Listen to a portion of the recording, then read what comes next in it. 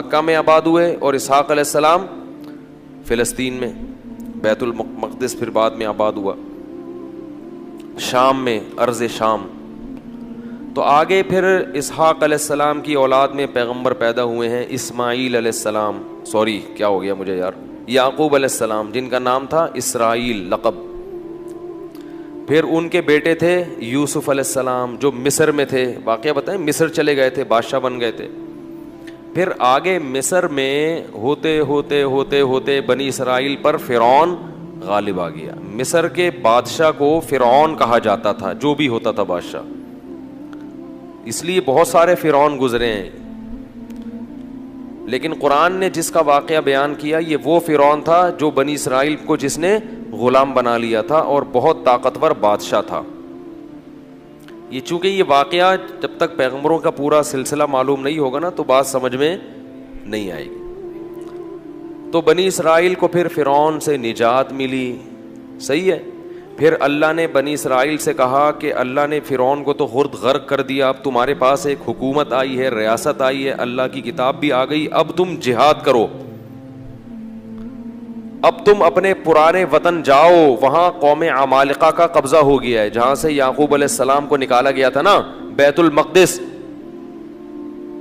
ادخلوا الارض المقدسۃ التی کتب اللہ لکم، ارض مقدس جیسے اللہ نے مسلمانوں کا مرکز مکہ کو بنایا، ایسے اللہ نے بنی اسرائیل کا مرکز بیت المقدس کو بنایا تھا کہ پیغمبروں کا جائے وطن بیت المقدس ہے، مصر نہیں ہے. یہاں تو کسی ایک وجہ سے آ گئے تھے، اب اس علاقے پہ قبضہ کرو اور بیت المقدس کو آزاد کراؤ، وہاں تمہاری خلافت قائم ہوگی، پھر وہاں سے پوری دنیا میں جہاد ہوگا، کیونکہ دین برحق اس وقت وہی تھا. اس لیے بیت المقدس کی بڑی فضیلت ہے، ہزاروں پیغمبر دفن ہے وہاں پہ. جتنے قرآن میں واقعات بیان ہوئے ہیں نا، 99% واقعات وہیں ہوئے ہیں شام میں. حضرت مریم کا بچے کی ولادت، عیسیٰ علیہ السلام کی تقریر، پھر موسیٰ علیہ السلام، زکریا علیہ السلام کا محراب میں کھڑے ہو کر اللہ سے اولاد کی دعائیں مانگنا، یہ سارے ادھر ہی ہوئے ہیں واقعات. یہ تاریخی واقعات ہیں. جو لوگ جاتے ہیں، اب تو بیت المقدس جا نہیں سکتے، بڑی زبردست جگہ ہے، اگر اللہ کسی کو توفیق دے تو وہ جائے ضرور، ان جگہوں کی زیارتیں کرے. تو وہاں پر کیا ہوا کہ بنی اسرائیل کو کہا گیا اب کچھ ہمت خود کرو اور ارض مقدس پہ قبضہ کرو. تو وہ کہنے لگے، وہ وہاں قوم تھی بڑی طاقتور، تو بنی اسرائیل نے کہا کہ بہت طاقتور لوگ ہیں، پہلے اپنے کسی بندے کو بھیجا، جا کے دیکھ کر آؤ، اگر کمزور سے ہے نا کانگڑی پہلوان تو پھر تو جا کے لڑیں گے، اگر پاورفل ہیں تو ہم نہیں لڑ رہے بھائی. حالانکہ پیغمبر جب جہاد کا حکم دے دیں تو پھر وہ جہاد فرض ہو جاتا ہے. تو مشہور واقعہ ہے، بنی اسرائیل نے کہا اذهب انت وربك فقاتلا انا هاهنا قاعدون، اے موسیٰ تو جا اور تیرا رب جا، دونوں جا کے لڑو، ہم یہیں بیٹھ کے پروگرام دیکھ رہے ہیں.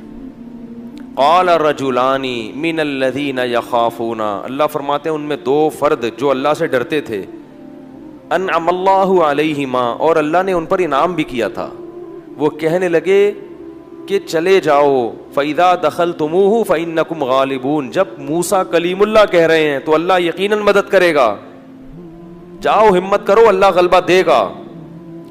ہمارے حضرت فرمایا کرتے تھے کتنے مبارک ہوں گے یہ دو فرد جن کا اللہ نے قرآن میں تذکرہ کیا، اور اللہ گواہی دے رہا ہے کہ یہ دو انعام یافتہ لوگ تھے. کہہ رہے ہیں کہ بھائی پیغمبر کی مانو، اپنی عقل مت چلاؤ. وہ لیکن کہنے لگے نہیں بھائی ہمارے لیے بڑا مسئلہ ہے یار. موسیٰ علیہ السلام کو غضب آیا اور انہوں نے اس مرتبہ دعا مانگی، اے اللہ میں اپنے اور اپنے بھائی کا تو مالک ہوں، ہارون کا، تو ہمیں کوئی حکم دے، ہم نہ کریں تو ہم سے پوچھ، یہ قوم میری سمجھ سے بالاتر، اتنے تیرے انعامات ہوئے، سب کچھ ہو گیا، لاٹھیوں کو سانپ بنتے ہوئے دیکھا، سمندر کے ٹکڑے ہوتے ہوئے دیکھا، فرعونیوں پر مینڈکوں کا، جوؤں کا، آگ کا عذاب، خون کا عذاب، ہر طرح کے عذاب دیکھے. اس کے بعد بھی اب یہ قوم ہمت خود کچھ کرنے کے لیے تیار نہیں ہے. سارے کام کون کرے گا؟ اللہ ہی کرے بس آسمان سے. کم ہمت. تو ففرق بینی و بین القوم الفاسقین، میرے اور اس فاسق قوم کے درمیان اب جدائی ڈال دے، میں نہیں رہ سکتا ان کے ساتھ. بہرحال کچھ عرصہ موسیٰ علیہ الصلوۃ والسلام رہے وادی تیہ میں اس قوم کے ساتھ. اللہ نے کہا کہ اب یہ 40 سال تک یہ علاقہ فتح نہیں ہوگا, 40 سال تک نا یہ میدان میں گھومتے رہیں گے بس. تو وہیں موسیٰ علیہ السلام کا پھر انتقال ہو گیا اور آپ دنیا سے چلے گئے. پھر موسیٰ علیہ السلام کے بعد پھر دوسرے پیغمبر آئے اور ان پیغمبر نے بنی اسرائیل کو پھر حکم دیا. بنی اسرائیل خود کہنے لگے کہ ہمیں آپ جہاد کا حکم کیوں نہیں دیتے ہیں بھائی, ہم بھی کچھ علاقہ فتح کریں ٹھیک ہے, اور ہمیں ہمارے گھروں سے نکالا گیا اور ظلم کیا گیا. الم تر الی الملأ من بنی اسرائیل من بعد موسیٰ, اللہ فرماتے ہیں موسیٰ کے بعد بنی اسرائیل کی ایک جماعت تھی, کیا تم نے ان کو دیکھا؟ تو اس وقت کے نبی نے ان سے کہا کہ تم سے امید یہ ہے کہ جب تم پر جہاد فرض ہوگا تو تم لڑو گے نہیں, خالی پیلی کی باتیں پھینک رہے ہو. بہت سے لوگ باتوں میں بڑے فنٹر ہوتے ہیں نا, جب کام آئے تو اس لیے اللہ سے عافیت ہی مانگنی چاہیے بھائی. تو انہوں نے کہا نہیں ہم لڑیں گے. تو پھر جب ان پر جہاد فرض ہو گیا, نبی نے اللہ نے ایک انہی میں سے کسی ایک کو کمانڈر بنایا جس کا نام تھا طالوت. طالوت کو کمانڈر بنایا تو وہ کہنے لگے کہ اب چونکہ لڑنا نہیں تھا نا, بہانے تراشنے لگے, تو کہنے لگے یہ والا کمانڈر ہمیں قبول نہیں ہے, جہاد کے لیے تو ہم تیار ہیں مگر یہ والا کمانڈر نہیں چلے گا کیونکہ یہ غریب ہے. دولت مند آدمی کو ہمیشہ غریب آدمی کی اتباع سے آر محسوس ہوتی ہے. طالوت جو تھے نا وہ غریب تھے اور ان کو پیغمبر نے کیا بنا دیا؟ کمانڈر, اور کہا کہ یہ میں نے اللہ کے حکم سے بنایا ہے لہذا مانو. کہنے لگے انا یکون لہ الملک علینا, یہ کہاں سے امیر ہو گیا بھائی؟ نحن احق بالملک منہ, ہم زیادہ حقدار ہیں, ہم میں سے کسی کو بناؤ, ہم میں جو ہے نا بڑے بڑے قوم کے سردار. تو نبی نے کہا کہ نہیں, یہ سلیکشن اللہ کی طرف سے ہے. اور ان کے برحق ہونے کی ایک علامت یہ بھی ہے کہ حضرت موسیٰ اور ہارون علیہ السلام کی کچھ یادگاریں, کچھ تبرکات, جو ان کی کچھ اشیاء تھیں. بنی اسرائیل کیا کرتے تھے کہ جب بھی کہیں جہاد میں جاتے تھے تو حضرت موسیٰ علیہ السلام کی لاٹھی اور اس طرح کی کچھ چیزیں جو ان کے پاس رہ گئی تھی نا, وہ لے کے جاتے تھے تو اللہ ان کو فتح عطا فرماتا تھا. اس کی برکت تھی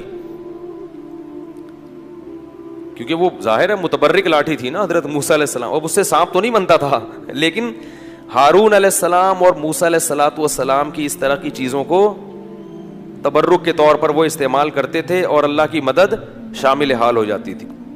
تو بنی اسرائیل کو طالوت نے پھر انہوں نے جو ہے نا وہ تابوت آیا جس میں وہ تھی, تو فرشتے اس کو لے کر آئے, تو ان کو اطمینان ہو گیا کہ اب اللہ کی مدد یقیناً ہوگی, تو میدان جنگ میں اس کو لے کے جاؤ ساتھ.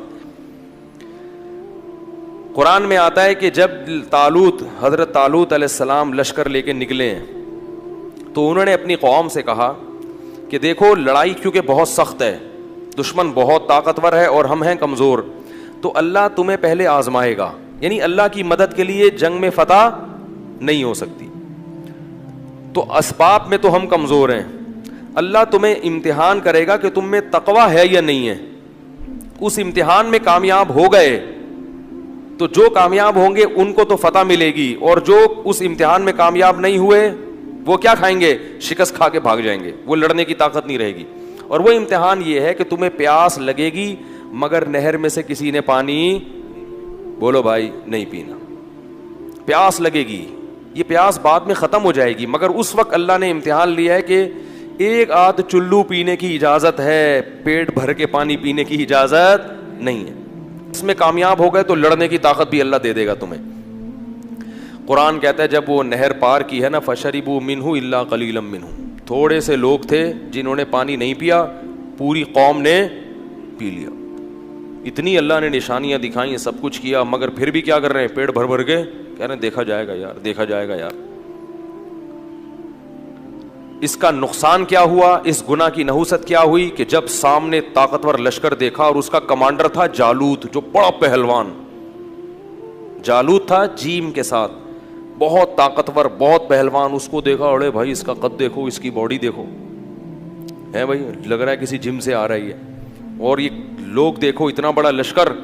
تو جنہوں نے پانی پیا تھا نا وہ کہنے لگے لا طاقت لنا اليوم بجالوت وجنودی, آج ہمارے پاس طاقت نہیں ہے جالوت اور اس کے لشکر سے لڑنے کی, یہ نہیں ہو سکتا بھائی. اس سے پتہ چلتا ہے گناہ کرنے سے ہمتیں پست ہو جاتی ہیں. اللہ کی نافرمانی کرنے سے کیا ہوتا ہے؟ ہمتیں پست, کچھ بھی نہیں کر سکتے دنیا میں. اللہ کے لیے کچھ نہیں کر سکتے. پھر لا طاقت اليوم بجالوت وجنودی قال الذين يظنون انهم ملاقو اللہ. اللہ فرماتے ہیں وہ لوگ جن کو اللہ سے ملاقات کی امید تھی کہ ایک دن اللہ کے سامنے کھڑے ہوں گے, اس کا ہمیں بدلہ مل جائے گا, وہ کہنے لگے کہ کم من فئۃ قلیلۃ, دیکھو کتنی ہی بار ایسا ہوا ہے کہ ایک چھوٹی سی جماعت کو اللہ نے بڑی جماعت پر غلبہ دیا ہے. ہمت کرو, کیونکہ پیغمبر کے حکم پہ آئے ہیں ہم. خود سے جب آئیں گے تو دو رائے ہو سکتی ہے نا کہ بھائی صحیح کیا غلط کیا. اب تو اللہ کہہ رہا ہے تو غلط ہو ہی نہیں سکتا, اور اللہ نے ہمیں شکست دینے کے لیے تھوڑی بلایا ہے, تو اللہ غلبہ دے گا.